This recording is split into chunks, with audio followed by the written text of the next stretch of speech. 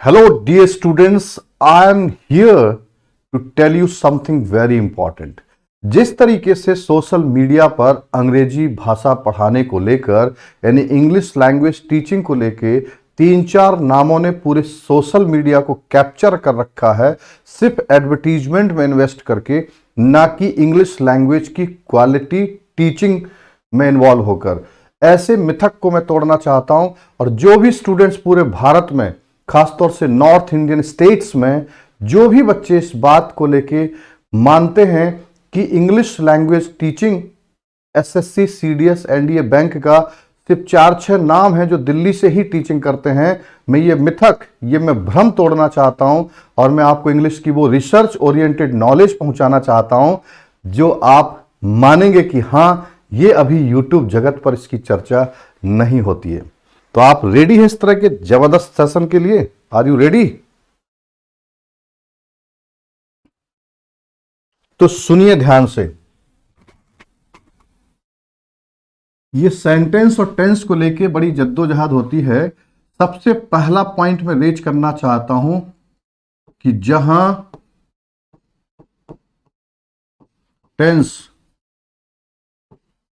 वहीं सेंटेंस,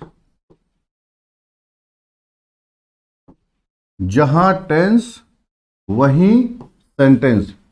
क्यों इस बात को मैं बोलता हूं कि जो टोटल कितने टेंस होते हैं, 16 टेंस होते हैं। जिन बच्चों को ना पता हो, मैंने अपना वीडियो लिंक शेयर कर रखा है, आपको डिस्क्रिप्शन से भी मिलेंगे और आप मेरे प्लेलिस्ट चैनल से भी जा सकते हैं कि 16 टेंसेज कौन से हैं, उनके टेंस वाइज, 16 टेंस के टेंस वाइज हमने verb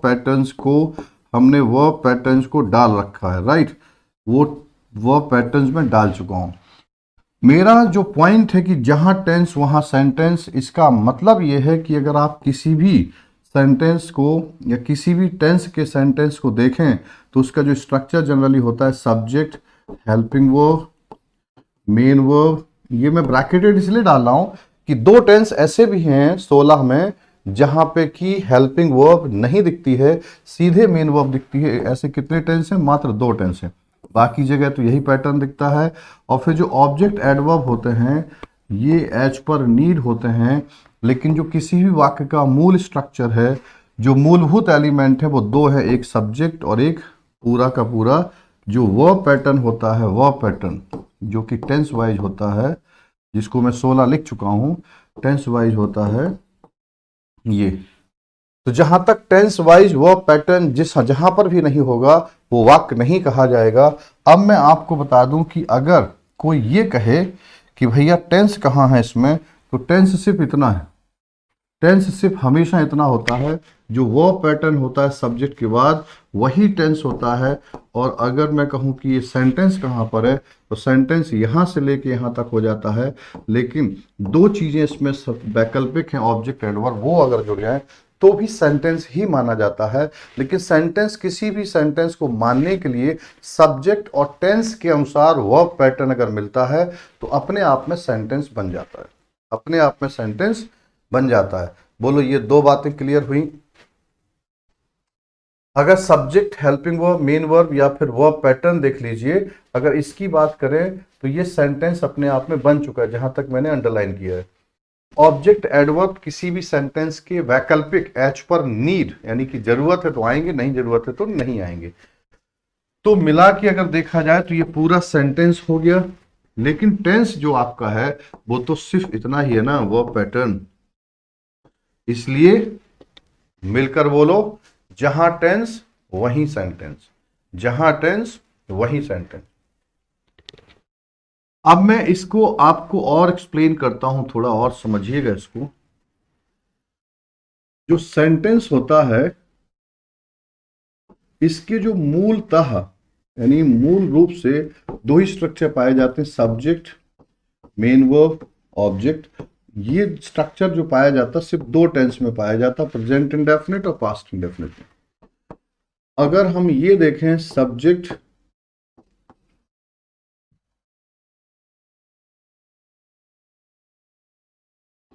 helping verb, main verb, object और एडवर्ब। मैं फिर आपको बताना चाहता हूं ये दो पार्ट ऐसे हैं वाक्य के अंदर, सेंटेंस के अंदर, जैसे साइनेंस बोलते हैं, साइनेंस भी बोलते हैं और सेंटेंस भी बोलते हैं, अमेरिकन साइनेंस बोलते हैं। ये फर्क जो है कोई बड़े फर्क नहीं है। जो लोग इस तरह से डिफरेंसेस करते हैं वो बहुत हल्के किस्म के हैं, क्योंकि उनको ये नहीं पता है कि अलग अलग कॉन्टिनेंटल साउंड्स प्रोनाउंसिएशन अलग अलग होते हैं, उसके हिसाब से उच्चारण किया जाता है। हम लोग प्रॉपरली इंडिया में सेंटेंस बोलते हैं, कोई इसमें डाउट नहीं। बात समझे ना बच्चों?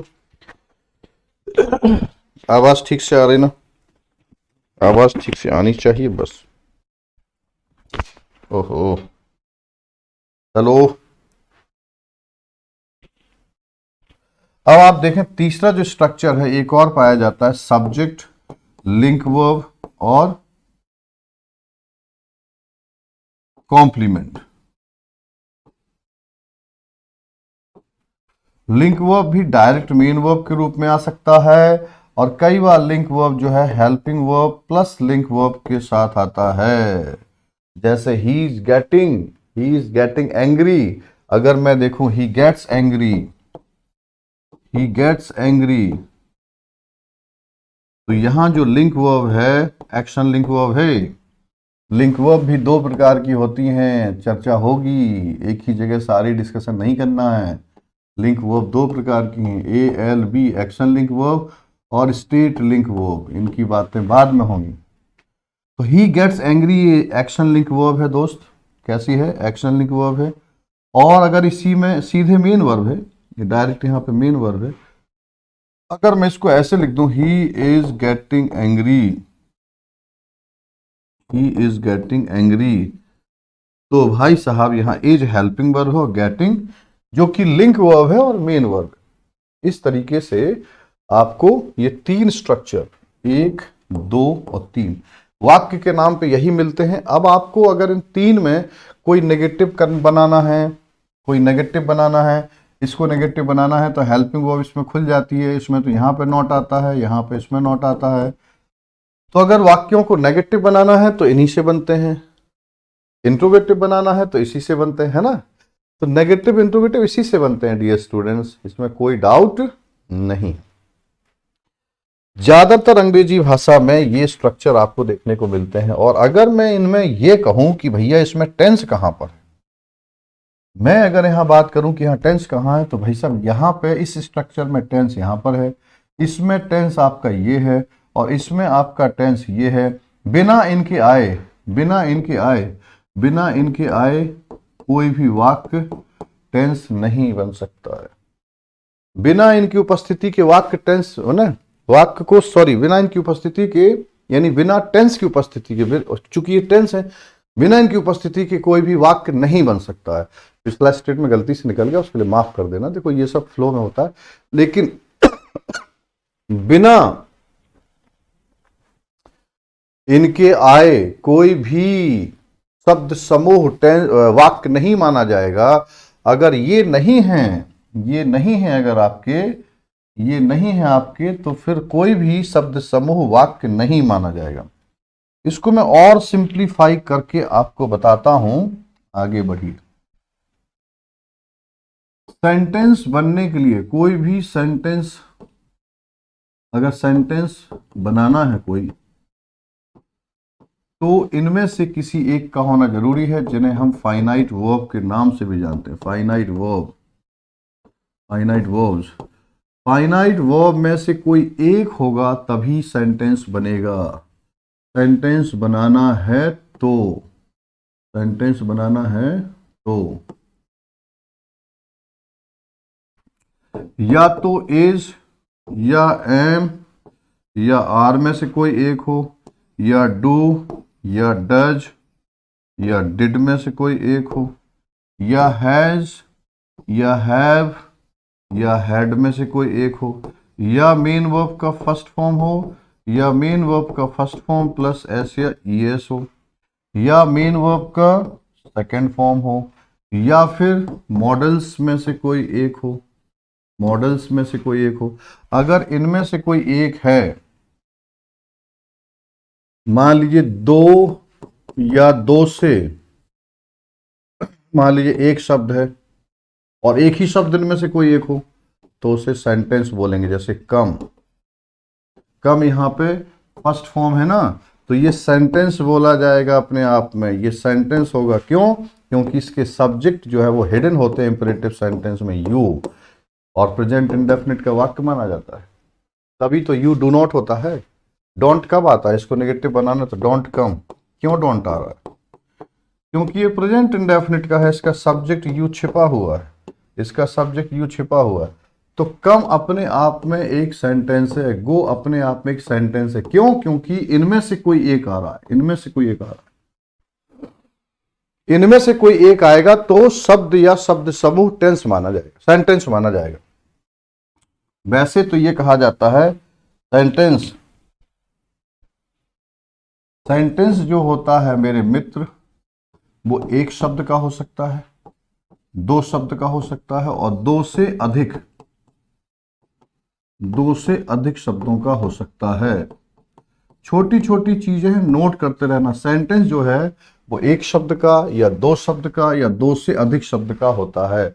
एक शब्द का सेंटेंस मैंने बताया गो, ये अपने आप में वाक्य है। क्यों है? क्योंकि ये हमारी इस कंडीशन को पूरा कर रहा है कि अगर सेंटेंस बनाना है तो, अगर सेंटेंस बनाना है तो फाइनाइट वर्ब जो हैं इनमें से किसी एक का होना जरूरी है, तभी वो शब्द या शब्द समूह सेंटेंस माना जाता है। अब आपने लिख दिया, मान लीजिए ही कैन गो, तो भाई साहब ये सेंटेंस है, ये भाई साहब सेंटेंस है। अब कहोगे सेंटेंस तो बिना टेंस के बनता नहीं, तो इसमें टेंस कौन है? तो इसमें टेंस यही है और इसमें टेंस ये है। ये वाक्य जो है ये सेंटेंस में ये टेंस है और इसमें ये टेंस है। क्यों टेंस है? क्योंकि फाइनाइट वर्ब, ये इनमें से कोई एक बैठा है। यहां पे मॉडल बैठा है कैन, कैन के साथ गो है। बहुत ही बुनियादी बेसिक चीजें, रिसर्च ओरिएंटेड चीजें लाएंगे ताकि आप स्वयं इंग्लिश को समझें। ये जो लोग सीधा सीधा ये वो नहीं झाड़ दिए कि हाँ आशीर्वाद मिल गया तुमको, अब तुम्हारा काम सही हो जाएगा, हम ये नहीं हैं। हम नेचुरली आप तक अंग्रेजी पहुंचाना चाहते हैं, आपके ब्रेन को इंटरेक्ट कराना चाहते हैं, आपका दिमाग अंतर क्रिया करे इन सब चीज़ों से। ओहो ओहो ओहो, ये सब चीज़ें हैं। बताइए कितना घुमा घुमा के लोग पढ़ाते हैं। ये परत दर परत खुलती चली जाएंगी अगर आप मेरे साथ फंडामेंटल इंग्लिश पढ़ते हैं, बेसिक्स अगर हमारे साथ पढ़ते हैं। जानते हो, मैंने प्रयोग करा दिए कक्षाओं में। जिनको सिर्फ शब्द आते हैं उनकी अंग्रेजी फेल है, जिनको सिर्फ ग्रामर आती उनकी अंग्रेजी फेल है, जिनको सिर्फ चुका चुकी चुके रहा रही रहे आते हैं, राम जाता है सीता पढ़ती है, वे खेल रहे हैं वे दौड़ रहे हैं, जिनको इस तरह की इंग्लिश आती है उनकी अंग्रेजी फेल है प्रतियोगी परीक्षाओं के लिए। और जिनको शब्द ग्रामर आते हैं लेकिन उनको मिला मिला के पढ़कर अर्थ नहीं निकाल पाते हैं, जिसे बोलते हैं एक शब्द में कॉम्प्रिहेंशन, उनकी भी इंग्लिश कॉम्पिटिटिव लेवल पे फेल है। अगर आप इन सब चीजों की कमियों को तलाश के सही से सुधार करना चाहते हैं तो फिर मैं हूं आपके साथ, जो एक एक पॉइंट पे रिसर्च करते हुए आपके साथ चलता हूं और आपको सही ढंग से अंग्रेजी में ले जाता हूं। आइए दोस्त और चर्चा को आगे बढ़ाते हैं। अब मैं कहूं कि दो या दो से अधिक शब्दों का समूह वाक्य है या फ्रेज। ये कैसे तय करेंगे? दो या दो से अधिक शब्दों का समूह वाक्य है या फ्रेज? दो या दो से अधिक शब्दों का समूह वाक्य है या फ्रेज, इसको कैसे तय करेंगे? तो इसको तय करने के लिए दोस्त बहुत अहम हो जाता है कि जो दो या दो से अधिक शब्दों के समूह हैं,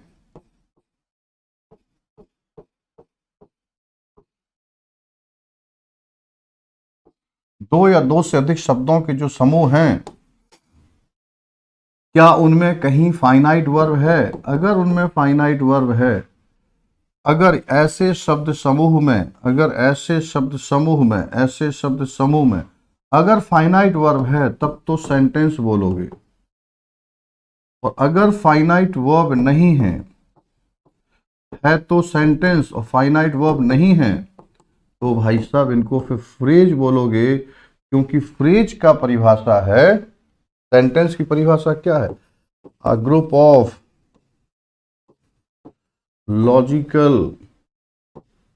logically arranged words plus finite verb. ये तो सेंटेंस की परिभाषा है मित्र, ये सेंटेंस की परिभाषा है कि शब्दों का समूह जो लॉजिकली अरेंज शब्दों का हो, प्लस उसमें फाइनाइट वर्ब हो, तभी उसको टेंस सेंटेंस बोलेंगे आप, अन्यथा सेंटेंस नहीं बोल पाएंगे। और फ्रेज की परिभाषा क्या है? फ्रेज की परिभाषा क्या है? A group of words, a group of words without finite verb. अगर group of words without finite words है तो ये फ्रेज माना जाता है। अगर ये group of words without finite verb है तो फ्रेज है, और group of words logically arranged with finite verb है तो भैया ये सेंटेंस है। यही सेंटेंस है जिसमें शब्द या शब्द का समूह हो, फाइनाइट वर्ब हो, वो सेंटेंस है। अब आपका, और ये जो है एक शब्द का होता नहीं, फ्रेज कभी एक शब्द का नहीं होता है। एक छोटी चीज जो क्लियर करिए भाई साहब, फ्रेज एक शब्द का कभी नहीं होता है, जबकि सेंटेंस एक शब्द का भी हो सकता है, दो का भी हो सकता है, और दो से अधिक का भी हो सकता है, दो से अधिक का भी हो सकता है, लेकिन फ्रेज कभी एक शब्द का नहीं होता। फ्रेज हमेशा दो या दो से अधिक शब्दों का होता है, और उसमें फाइनाइट वर्ब नहीं होनी चाहिए। और सेंटेंस एक शब्द का भी हो सकता है, दो शब्दों का हो सकता है, दो से अधिक का हो सकता है, और उसमें फाइनाइट वर्ब का होना जरूरी है, फाइनाइट वर्ब का होना जरूरी है।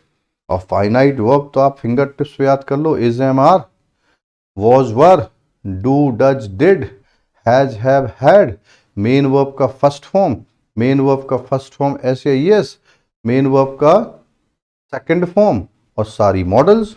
हो गया आपका, कहाँ कोई दिक्कत भाई साहब आपको आने वाली है ना।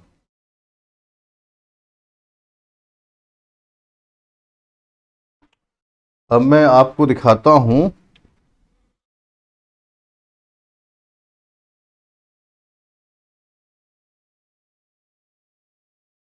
यार चल मेरे भाई तेरे हाथ जोड़ता हूं, चल। अब आपका देखो कहां चर्चा जारी, धीरे धीरे इसको देखें तो सेंटेंस आपका क्या है, कैसे पहचाने, सेंटेंस की असली पहचान क्या है, यानी आपका group of words with finite verb है, और सेंटेंस में टेंस का होना जरूरी है। टेंस जो है वो वर्ब पैटर्न होते हैं, जो 16 वर्ब पैटर्न, 16 टेंस हैं, 16 टेंसेज हैं जिनके वर्ब पैटर्न्स में ऑलरेडी एक वीडियो बना चुका हूं। 16 वर्ब पैटर्न्स में से कोई एक वर्ब पैटर्न, या फाइनाइट वर्ब ही याद कर लो यार, ज्यादा याद नहीं होता, तो फाइनाइट वर्ब होगी तभी वाक्य होगा। और सही सही टेंस पहचानना है तो 16 वर्ब पैटर्न्स आपको याद करने पड़ेंगे। 16 टेंस बराबर क्या कहोगे? 16 टेंस बराबर कहोगे 16 वर्ब पैटर्न्स। 16 वर्ब पैटर्न्स जो टेंस वाइज होते हैं, जिनको मैं ऑलरेडी लिख चुका हूं, राइट। तो 16 टेंसेज हैं, उन सभी में सेंटेंस पाए जाते हैं, जहां टेंस वहां सेंटेंस। और टेंस 16 है क्योंकि 16 वर्ब पैटर्न्स हैं जो टेंस के अनुसार होते हैं। तो 16 वर्ब पैटर्न्स में से कोई एक वर्ब पैटर्न अगर मिलता है तो सेंटेंस बन जाता है। अब बात आती है कि सेंटेंस होते कितने प्रकार के हैं। तो भाई साहब सेंटेंस को दो आधार पे बांटा जाता है। एक तो होता है स्ट्रक्चर, है ना, एक होता है उनका नेचर। नेचर स्ट्रक्चर नहीं, स्वभाव क्या है उनका, और स्ट्रक्चर क्या है उनका। तो स्वभाव से अगर हम जाते हैं तो भैया नेचर से जो होते हैं, अगर हम इनके नेचर के आधार पर देखें तो ये जो है असर्टिव होते हैं, यानी कि अफर्मेटिव और नेगेटिव होते हैं, या ये इंट्रोगेटिव होते हैं, यानी कि ये यस नो टाइप या WH वर्ड टाइप होते हैं। अब आप आज ही सारी चीजें ना समझिए, बस अभी आप नाम जानिए। और इंपरेटिव होते हैं, ये इनकी प्रवृत्ति है और इनका स्वभाव है। और इंपरेटिव में भी रिक्वेस्ट, ऑर्डर, एडवाइस, वार्निंग तमाम होते हैं। और होते हैं ऑप्टेटिव, जिसमें आपका विश, प्रेयर और कर्स जैसे फीलिंग होते हैं, जिनमें विश हो सकता है, कर्स हो सकता है, प्रेयर हो सकती है। इस तरह के सेंटेंसेस को ऑप्टेटिव कैटेगरी में डाला गया। जहां रिक्वेस्ट हो, जहां ऑर्डर हो, जहां एडवाइस हो, जहां वार्निंग हो, ये इंपरेटिव में आते हैं। तो आपके नेचर के आधार पर, और एक्सक्लेमेटरी भी सेंटेंस को यहां लिख दें, विस्मय बोधक वाक्य। ये जो सेंटेंसेज हैं बाय नेचर, कैसे, बाय नेचर, बाय नेचर। और अगर मैं इनकी बात करूं कि स्ट्रक्चर से देखें अगर, तो भैया जो है सिंपल, कंपाउंड, कॉम्प्लेक्स को देखेंगे आप इसमें। सिंपल, कंपाउंड और कॉम्प्लेक्स, सिंपल, कंपाउंड और कॉम्प्लेक्स, सिंपल, कंपाउंड और कॉम्प्लेक्स, यानी सरल वाक्य, यौगिक वाक्य और जटिल वाक्य। सिंपल, कंपाउंड और कॉम्प्लेक्स के आधार पर इनको देखें। तो इनकी बातें तो हम तब करेंगे जब हम पढ़ लेंगे टेंसेज, जब हम पढ़ लेंगे टेंसेज, है ना। और टेंसेज पढ़ने के लिए हमें इस टाइप के सेंटेंसेज, ये जिस रूप में सेंटेंसेज होते हैं, इनको पढ़ना पड़ेगा। यानी affirmative sentence, negative sentence, yes no type, WH word type sentence, request sentence, order sentence, advice sentence, warning sentence, wish sentence, curse यानी अभिशाप सेंटेंस, प्रेयर सेंटेंस और एक्सक्लेमेटरी सेंटेंसेस। जब हम ये सेंटेंसेस पढ़ लेंगे सारे किस्म के, तब जाके हम फिर स्ट्रक्चर जो कि सिंपल, कंपाउंड, कॉम्प्लेक्स है, उनकी भी चर्चा कर पाएंगे। लेकिन सवाल आता है यहां पर, बहुत बड़ा सवाल आता है कि भैया जो ये सेंटेंसेस पढ़ोगे, ये जो काइंड ऑफ सेंटेंसेस पढ़ोगे, उसके पहले क्या हम किसी एक सेंटेंस का, किसी एक सेंटेंस का जिसमें टेंस शामिल होता है, उसमें और क्या क्या होता है और क्या क्या पाया जाता है, क्या इसको नहीं पढ़ना चाहेंगे? सेंटेंस जिसमें एक टेंस पाया जाता है, हर सेंटेंस में कोई ना कोई एक टेंस होता है, उसमें और क्या क्या होता है, तो जरा देख लीजिए नजर डाल के। सब्जेक्ट, टेंस, टेंस का मतलब होता है वर्ब पैटर्न, वर्ब पैटर्न का मतलब होता है या तो सीधे मेन वर्ब, या हेल्पिंग के साथ मेन वर्ब, या लिंक वर्ब के साथ जाना पड़ेगा। ये है आपका टेंस। तो सब्जेक्ट हो गया, फिर ये टेंस हो गया, फिर आपका ऑब्जेक्ट हो गया, फिर आपका एडवर्ब हो गया। मैंने ये भी बोला था आपको पिछली अभी डिस्कशन में कि सेंटेंस तो यहीं पे पूरा हो जाता है, मतलब सेंटेंस इतने में भी हो सकता है पूरा। और चाहे तो सेंटेंस में दो चीजें और जोड़ सकते हैं, ऑब्जेक्ट और एडवर्ब, अगर आपकी आवश्यकता है तो, अगर आपकी आवश्यकता है तो। बात समझ में आई डियर स्टूडेंट्स? बात समझ में आया? अब यहां ध्यान से देखना, जो आपकी और चीजें जरूरी हैं, ऑब्जेक्ट और एडवर्ब, इन पर फोकस करना बहुत जरूरी है प्यारे बच्चों। जब तक आप इसको नहीं समझेंगे सब्जेक्ट क्या है, सब्जेक्ट क्या है, ऑब्जेक्ट क्या है, एडवर्ब क्या है, तब तक आप कुछ भी नहीं समझोगे। अकेला टेंस पढ़ना हो तो ये 2 दिन में पढ़ा जा सकता है, और सेंटेंस पढ़ना हो टेंस के अनुसार तो फिर आपको टाइम लगेगा, क्योंकि आपको एक एक स्ट्रक्चर, एक एक वाक्य को जाके देखना होगा। समझे? तो भैया अगर सेंटेंस पढ़ना हो, टेंस पढ़ना हो, तब तो आपको मैं एक दिन में लिखा दूंगा। 16 पैटर्न लिखा ही चुका हूं मैं, 16 वर्ब पैटर्न लिखा चुका हूं, उसी से टेंस क्लियर हो जाएगा। लेकिन टेंस से थोड़ी अंग्रेजी सही होती है। टेंस अकेला, टेंस तो एक हिस्सा है ना इसका। अभी ये सब्जेक्ट, ऑब्जेक्ट, एडवर्ब आपने पढ़ा ही नहीं है, आप झूठे जो है सेंटेंस शुरू कर दिए, टेंस पढ़ना शुरू कर दिए। टेंस पढ़ने के पहले जो प्राइमरी कंडीशन है, अगर अच्छी इंग्लिश चाहिए, एडवांस लेवल में इंग्लिश चाहिए, देखो राम स्कूल जाता है, सीता पढ़ती है, वह खाना खा रहा है, वे सो रहे हैं, चपरासी घंटी बजा रहा है, ये सब तो आप जो है मुझसे 1-2 दिन पढ़ लो, मैं बनवा दूंगा, 2 दिन में बना दूंगा, 2 दिन 3 दिन में आप ऐसे ऐसे सेंटेंस बनाने लगो। लेकिन इससे कोई एग्जाम नहीं पास कर पाओगे ना, कोई कॉम्पिटेटिव एग्जाम आपका क्रैक नहीं होगा, क्योंकि जो मैं चर्चा कर रहा हूं उसकी जम्बर्ड सेंटेंस में, क्लोज टेस्ट में, पैसेज रीडिंग में बहुत जरूरत पड़ती है, जो मैं डिस्कशन देने जा रहा हूं। आइए आप देख लीजिए कैसे इसकी जरूरत पड़ती है। अगर हम सेंटेंस की बात करें तो कैसे बहुत सारी डिटेल्स को हमें पढ़ने की जरूरत है। एक सेंटेंस कोई भी XYZ किसी भी टेंस का, any tense, sentence of any tense. मामला यहां टेंस का है ही नहीं, मामला है सेंटेंस किसी भी टेंस का हो, उसमें सब्जेक्ट है, उसमें टेंस है ना, उसमें ऑब्जेक्ट है और उसमें एडवर्ब। सवाल है कि जो एस है यानी सब्जेक्ट, ये होता है नाउन और प्रोनाउन, ऑब्जेक्ट ये होता है नाउन और प्रोनाउन, और एडवर्ब ये होते हैं स्थान, यानी कब कहां कैसे क्यों का जवाब देने वाले शब्द का आंसर करने वाला शब्द या ग्रुप ऑफ वर्ड्स या क्लॉज।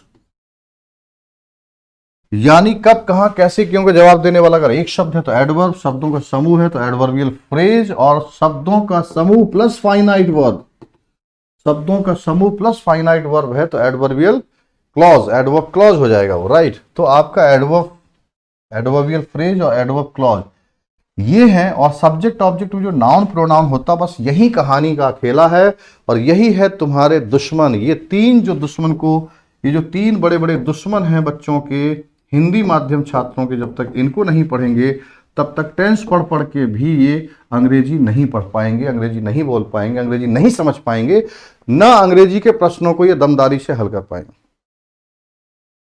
आपकी समस्याओं का समाधान आर्केंगो प्लेटफॉर्म में छिपा है, आपकी समस्याओं का समाधान आर्केंगो प्लेटफॉर्म में छिपा है, ये मेरा वादा है। उसका रीजन ये है क्योंकि आपको सब्जेक्ट ऑब्जेक्ट और एडवर्ब समझना बहुत जरूरी है। मैं एक यहां पे, चूंकि अब काफी लंबा वीडियो मैं नहीं बनाऊंगा, इसके लिए सेपरेट वीडियो बनाऊंगा कि सब्जेक्ट ऑब्जेक्ट एडवर्ब आखिर सेंटेंस में क्या चीजें हैं, कैसे समझेंगे। लेकिन बिफोर आई लीव एक हिंट मैं आपको कर देता हूं कि भाई साहब, जैसे कि बताया कि सब्जेक्ट जो है वो क्या और कौन प्रश्न करने से मिलता है, और किससे प्रश्न करना, मेन वर्ब जो कि हिंदी में पाई जाती है अंत में और अंग्रेजी में पाई जाती है सब्जेक्ट के बाद, और हिंदी में पाई जाती है अंत में। मेन वर्ब हिंदी वाक्य में कहां पाई जाती है, अंत में, और इंग्लिश में सब्जेक्ट के बाद, इंग्लिश में सब्जेक्ट के बाद और हिंदी में अंत में। तो सब्जेक्ट के साथ सब्जेक्ट पता करना है तो मेन वर्ब यानी हिंदी में अंत में और इंग्लिश में सब्जेक्ट के बाद, उससे क्या कौन सवाल करते हैं तो सब्जेक्ट मिलता है। दूसरी परिभाषा इसकी ये भी है कि आप सब्जेक्ट को नाउन प्रोनाउन के रूप में देखें, क्योंकि सब्जेक्ट के रूप में जो होता है वो नाउन या प्रोनाउन होता है, यानी ऐसा नाउन प्रोनाउन जो वर्ब पर अपना एक्शन परफॉर्म कर रहा है वो, या जिसका संबंध वर्ब से हो, जिसका संबंध वर्ब से हो, उसे भी सब्जेक्ट नाउन प्रोनाउन यानी सब्जेक्ट के रूप में देख सकते हैं। सब्जेक्ट कोई नाउन या प्रोनाउन होता है जिसका संबंध वर्ब से है, वर्ब पर काम करने वाला है, वर्ब से उसका रिलेशन है और वर्ब के पहले बैठता है। इंग्लिश में वर्ब के पहले बैठता है, जनरली वर्ब के पहले देखने को मिलता है, अगर इंट्रोगेटिव नहीं है तो। क्या बात बोलता हूं फ्लो में, एक एक चीज एकदम करेक्ट। किसी के बस का नहीं इसका खंडन करना, किसी के बस का नहीं है मेरे पॉइंट्स को काटना। ये दिल्ली वालों सावधान हो जाओ, तुम्हारे लिए एक शेर की तरह दहाड़ता हुआ एक टीचर प्रयागराज से आ रहा है। कसम खुदा की अभी तक मैंने आपको फ्रंट पे नहीं लिया। तुम लोगों ने प्रचार से, तुम लोगों ने पैसे का प्रचार कर करके अपना नाम कमाया है। गुणवत्ता तो तुम्हारे पास उस लेवल की नहीं थी जिस लेवल की तुम्हें चाहिए और प्रतियोगी परीक्षाओं, लेकिन गुणवत्ता और रिसर्च ओरिएंटेड चर्चा के साथ तुम्हारे एडवर्टीजमेंट के चिथड़े कर करके सोशल मीडिया पे परचम लहराऊंगा, ये मेरा वादा है।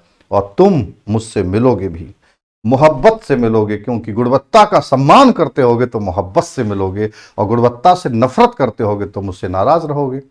गुणवत्ता प्रोजेक्ट कर रहा हूं भाई साहब, क्वालिटी को प्रोजेक्ट कर रहा हूं, रिसर्च ओरिएंटेड चर्चा को प्रोजेक्ट कर रहा हूं। अब आप इस पर जरा ध्यान दीजिएगा। अगर सब्जेक्ट नाउन या प्रोनाउन है तो पहले तो सारे नाउन के टाइप पढ़ लीजिए आप, प्रोनाउन के सारे टाइप पढ़ लो जो कि 10 प्रकार के हैं, नाउन 5 प्रकार के हैं, एक चीज। फिर नाउन के साथ जो आर्टिकल जाते हैं उनके रूल पढ़ लो, नाउन के साथ जो डिटरमिनर आते हैं उनके रूल पढ़ लो, नाउन के साथ जो एडजेक्टिव फ्रेज आते हैं उनको पढ़ लो, एडजेक्टिव क्लॉज आते हैं उनको पढ़ लो। क्योंकि जब इतना सब नहीं पढ़ोगे तब तक आप सब्जेक्ट ऑब्जेक्ट नहीं पकड़ पाओगे। इन्फिनेटिव और जेरंट पढ़ लो जो नाउन की रोल प्ले करती है, इन्फिनेटिव जेरंट जो नाउन का रोल प्ले करते उनको पढ़ लो। जब तक आप ये सारी चीजें नहीं पढ़ोगे तब तक आप सब्जेक्ट ऑब्जेक्ट नहीं समझ पाओगे।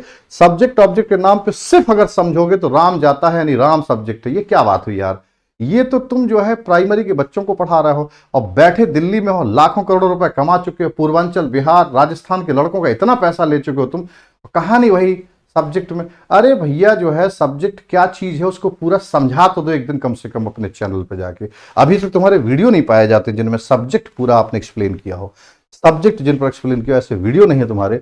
तो अगर सही में तुम इतना विज्ञापन देते हो, इतना पैसे खर्च करते हो, तो कम से कम सही सही चीजें बच्चों तक ले आओ। ये पीडीएफ से ना चल पाओगे, ये पीडीएफ मास्टर बन के तुम विशेषज्ञता अपनी घोषित नहीं कर सकते हो। अंग्रेजी के रिसर्च होल्डर, डीफिल होल्डर मतलब को तुम हल्का कर दोगे अपने प्रचार के दम पे और तुम बीटेक करके अंग्रेजी पढ़ाओगे, ये तो नहीं होने दूंगा। ये नहीं होने दूंगा। Thank you so much. तो इसके हिंट मैंने कर दिए। सब्जेक्ट ऑब्जेक्ट एडवर्ब की चर्चा मैं फिर करूंगा। सेंटेंस शोध का विषय है, सेंटेंस पे ज्यादा चर्चा होनी चाहिए, डिटेल चर्चा होनी चाहिए। Before you understand a sentence, it's elements, its parts, it's components, you can't understand any tense. So please wait and watch for the next video. जय हिंद, जय भारत, जय ग्रामीण भारत।